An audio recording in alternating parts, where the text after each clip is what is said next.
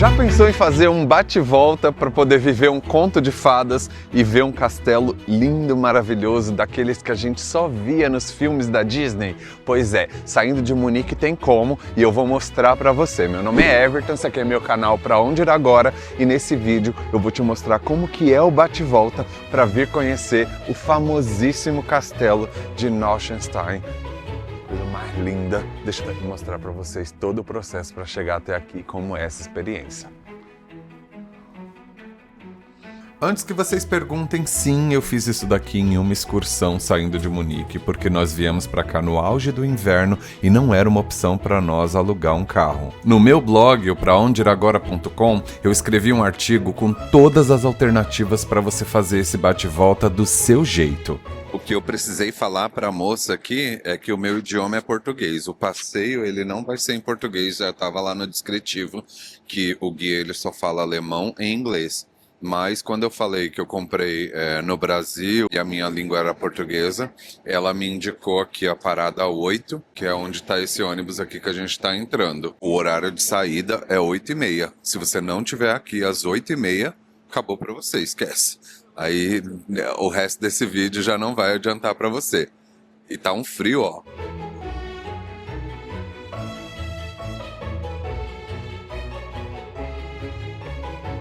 Vão ser aproximadamente 1h50, 2 horas dentro do ônibus, mas para que a gente não fique tão entediado, eles disponibilizam um áudio-guia que tem narrações inclusive em português. Durante o percurso todo a gente vai aprendendo por onde vai passando e a relação daqueles lugares com Ludwig II, que foi o rei que construiu o castelo de Neuschwanstein. E no meio do caminho, a primeira parada dessa excursão que você pode inclusive reservar através desse QR Code ou nos links que eu tô deixando na descrição do vídeo. Menos 15 graus, tá bom pra vocês? Pois é, que com essa temperatura a gente chega na primeira parada aqui, que é o Palácio de Lindenhof, o terceiro menor palácio do rei Ludwig, que fez os palácios mais bonitos aqui dos contos de fadas aqui na Alemanha, que é o motivo pelo qual eu tô aqui, inclusive. Eu escolhi fazer nesse modo excursão aqui em ônibus, principalmente por causa dessa época do ano, que tem muita neve na estrada e a questão da neve, gente, quem não tá acostumado a dirigir, fica patinando, né? E, enfim, segurança em primeiro lugar, sem contar que eu queria muito vir aqui no Lindenhof, então eu não queria de jeito nenhum me atrapalhar e só ver um dos castelos. Então a gente tem um tempo limitado para conhecer esse castelo aqui, depois a gente segue pro Neuschwanstein. Não, e o visual aqui, gente, é impressionante. Olha isso, que lindo!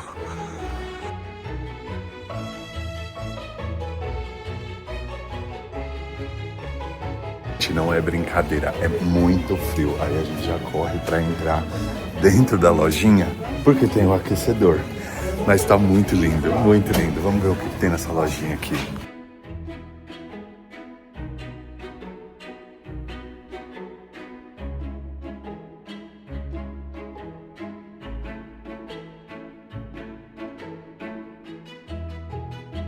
E aí só vai subindo, ó, 1.700, 2.195.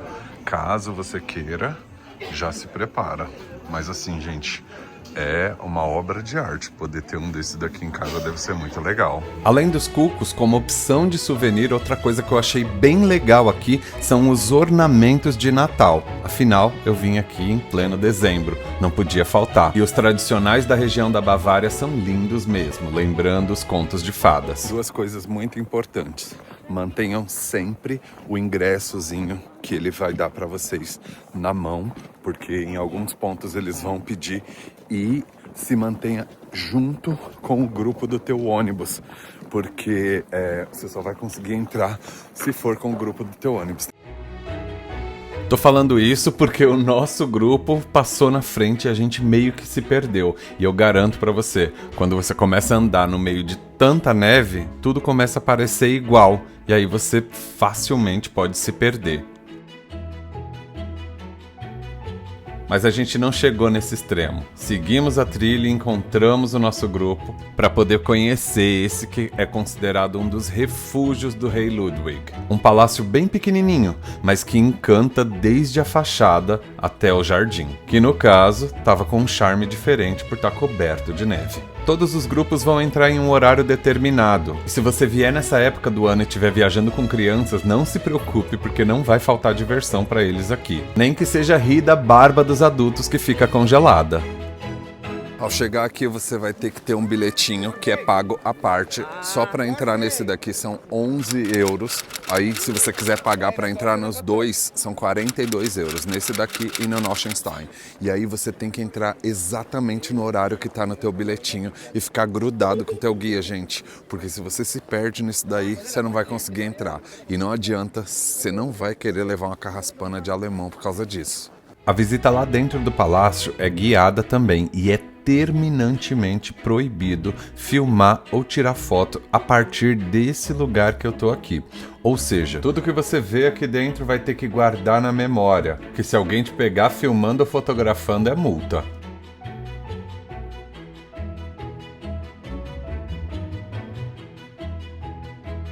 Esse palácio segue o estilo rococó. Ele foi construído no século XIX e era um refúgio privado do rei Ludwig, que usava ele mais para descanso e momentos pessoais e íntimos.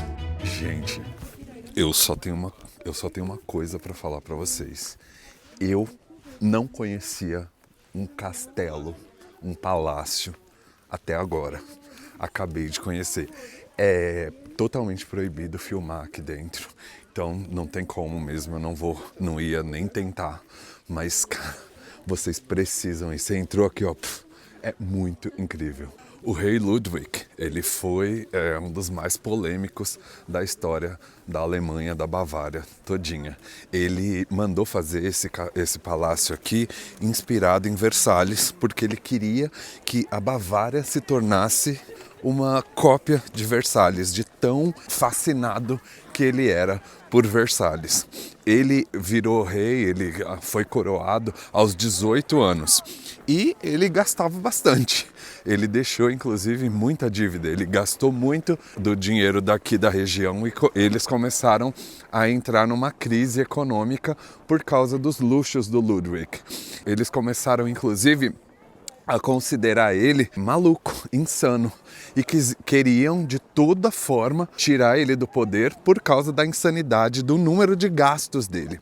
Aos 40 anos, o Ludwig, que era um nadador nato, com 1,92 m, foi encontrado com o psiquiatra dele morto, supostamente afogado em um rio bem perto daqui, que a gente passa no caminho, inclusive um lago, que batia mais ou menos no joelho dele, e ninguém soube até hoje explicar as circunstâncias.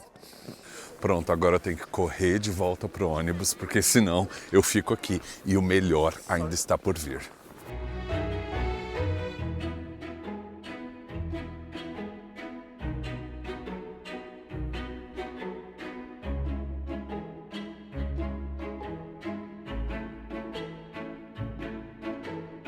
Daí foram mais ou menos 30 minutos de estrada cruzando essa Bavária toda coberta de neve. E a gente chega na encantadora cidade de Schwangau, que é onde fica o ponto alto da nossa viagem e, no caso, dessa excursão aqui também. O famoso castelo de Neuschwanstein. Não sei se dá para vocês verem, mas o castelo tá aqui, ó, atrás de mim, e a gente tem um tempo relevante aqui. A gente agora são mais ou menos 12:30 e o nosso ônibus ele vai embora às 4h45. Daí você comprando o ingresso tem as opções de subir. Geralmente tem um ônibus que sobe lá, que faz um shuttle, você paga uns 5 euros mais ou menos, e aí você pode subir e descer, só que hoje ele não está funcionando por causa das condições climáticas. A neve está impedindo das pessoas subirem pelo ônibus. Então as duas alternativas que tem é você ir a pé, que vai levar mais ou menos uns 30, 40 minutos caminhando até lá, ou você pagar para ir de carruagem. Eu acho que eu não preciso nem falar para vocês, né? A minha opinião sobre isso. Se por acaso você é um desses, que fica pagando para os cavalos ficarem te carregando, é melhor você já sair desse vídeo, ele já não serve para você. Do contrário, deixa eu mostrar aí como que eu vou aproveitar esse dia. Ó, olha lá, ó. Tem fila, gente. Tem fila para esses coitadinhos carregar esse bando de... Ai, não vou nem falar palavrão aqui não, porque senão, pelo amor de Deus. Num frio desse, olha o número de jumento sentado aqui na carruagem para 2 cavalinhos subirem até lá em cima no castelo. Não façam isso, por favor. Por favor, não financiem essa crueldade. Se você não aguenta subir, fique em casa, mas não financie um negócio desse. Pedido do fundo do coração que eu faço para vocês. Para começar, um chocolate estourando de quente, porque com esse frio isso não é nada mais do que necessário.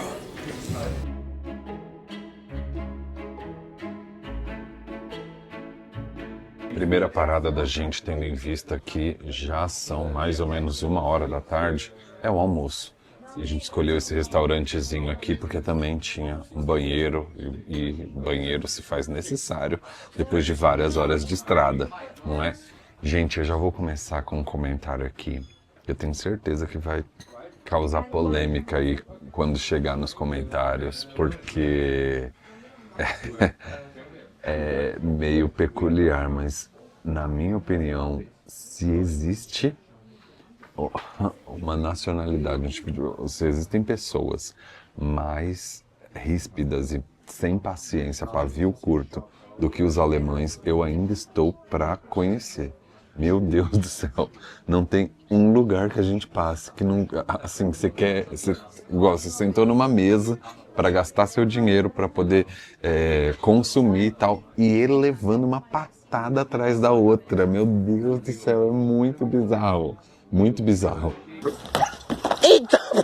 Tem alguma dica, alguma coisa, alguma técnica para que, se você for simpático com o alemão, eles não sejam ríspidos com você? Será que a gente tem que já chegar na rispidez também para ver se eles amolecem? A conta não tá fechando. Bom, e para comer, a gente pediu o rump steak, que é esse steak aqui que ele falou que dava para compartilhar, gente, mas assim... Só se eles falaram isso baseado no número de batatas, porque o beef mesmo, eu não tô achando que dá pra compartilhar, não. Mas enfim, a gente não vai pedir outro pra não levar uma bronca. A gente come alguma outra coisa em um outro restaurante ou lanchonete, se por acaso seguir com fome. Esse prato aqui custou 32 euros. E aí, se você quiser o couvert, que é o pãozinho, vai custar mais 4,50. E se você quiser dividir, que foi o nosso caso, eles cobram mais 1,50. Então é bom você já estar aí com isso em mente. Mas então vamos pro que interessa, que é experimentar esse tal rump steak, para ver se valeu ou não a pena ter levado tantas broncas na hora de fazer o pedido por não entender o cardápio. Olha, não é a melhor carne que eu comi na minha vida, mas ruim também não tá. Eu agora que me toquei, inclusive, que eles nem perguntaram o ponto da carne que a gente queria. Trouxeram do jeito que eles melhor entenderam. Eu acho até melhor eles não terem perguntado mesmo, porque senão ia ser mais um coice.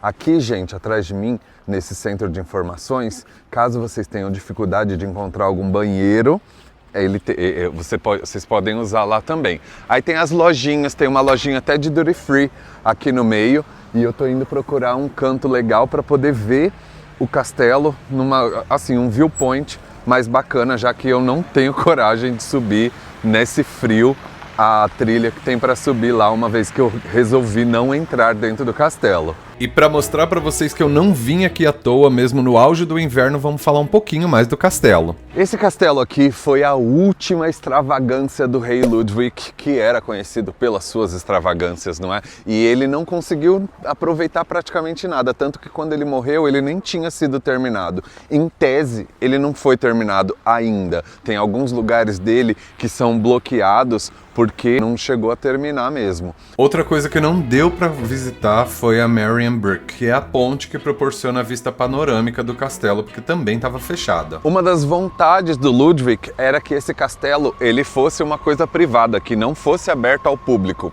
Mas logo na sequência da morte dele, eles abriram para vender ingresso, para as pessoas entrarem, porque eles precisavam colocar dinheiro em caixa, dado a todos os gastos e o rombo nas contas que o Ludwig deixou com as extravagâncias dele. Hoje em dia, ele rende no mínimo aí 2 milhões de euros por ano aqui para a região da Bavária, só de ingressos. Então as pessoas elas vêm visitar mesmo. Outra coisa bem bacana para vocês saberem é que esse castelo aqui, ele foi inspiração para o Walt Disney fazer o castelo da Cinderela. E não só o Walt Disney, Andy Warhol também fez algumas obras dele inspirado nesse castelo aqui.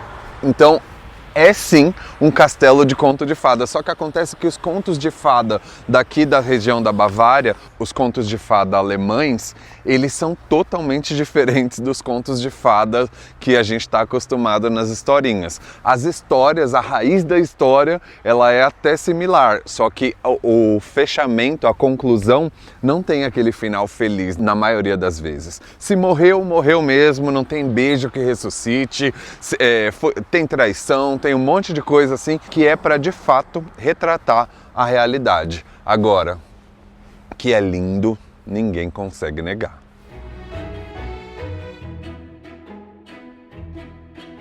E aí você pode estar se perguntando, fez tudo isso para não subir? Sim, fiz tudo isso para não subir, porque cada um tem que fazer do seu jeito, cada um tem que fazer do jeito que te agrada. E não me agradaria absolutamente nada fazer uma trilha num frio de lascar desse.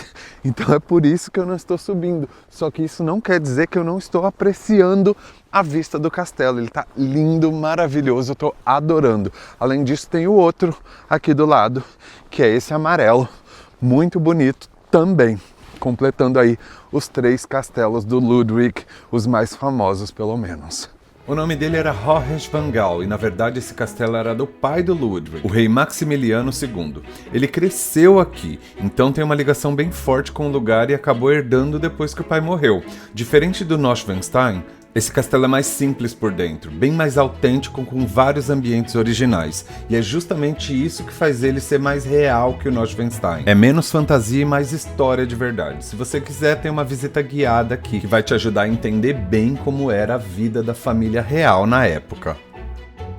E para conseguir pegar essas imagens aqui, no ângulo, olha só o que eu tô passando. Olha meu pé.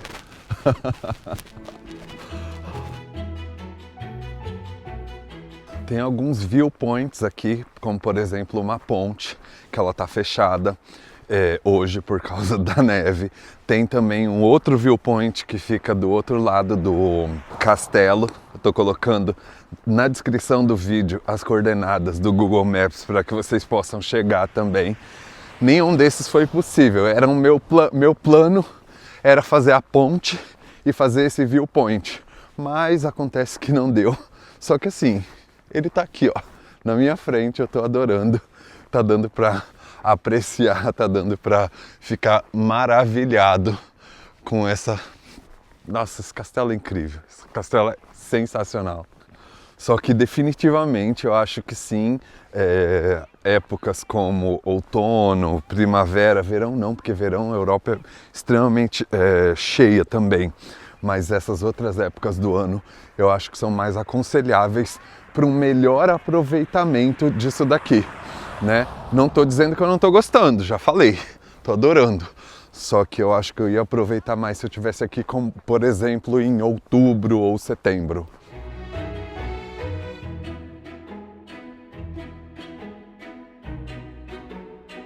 As criancinhas alemãs brincando na neve. Nunca vão saber o que é um bilhete único, uma estação do Brás, terminal Cachoeirinha, né? Também vive na beira de um castelo lindo desse, olha só. Além dos restaurantes e bares que servem tanto para passar o tempo quanto para você se esquentar um pouco, a cidadezinha de Schwangau, não sei muito bem se é assim que se pronuncia, mas é a cidade no qual fica o castelo, também é repleta de atrativos que vão fazer com que os turistas shoppers, como eu, se distraiam por um bom tempo. Então, se você é um desses, vai garantir uma boa lembrancinha aqui. Aqui estão os souvenirs, porque eu não posso ir para casa deixando a minha coleção incompleta sem levar esse daqui, né? Vai ser esse aqui. Olha que coisa mais linda. Olha só, gente, na mesma loja que eu comprei o castelinho, a gente tem tudo isso aqui, ó, para poder fazer umas comprinhas caso queira, porque aqui é um duty free. É muito mais pela disponibilidade e a variedade das coisas do que pelos preços, mas tem gente que vem pra cá só pra fazer compras. Caso você venha de carro ou até mesmo de ônibus, que tem o Flixbus que vem pra cá e queira ficar um pouco mais de tempo, tem alguns hotéis para você se hospedar também.